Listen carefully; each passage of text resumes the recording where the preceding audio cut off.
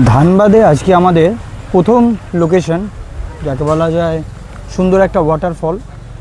সেই ওয়াটারফলসটা দেখানোর জন্য সামনের দিকে এগোচ্ছি। দেখো ওয়াটারফলসটা, তারপর বলছি এই ওয়াটারফলসটার কী নাম। সামনের দিকে এগিয়ে যাচ্ছি। বর্ষাকালে এটা আরও ভালো থাকে, আরও বেশি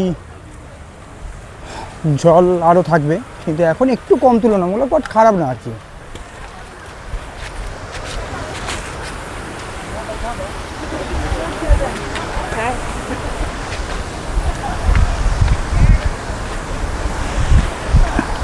এই হলো ওয়াটারফলস, যেটার নাম উশ্রী ওয়াটারফলস, যেটা ধানবাদে মেন প্রাইম লোকেশনে, মেন হটস্পট, যেটা দেখার জন্য সবাই আসে।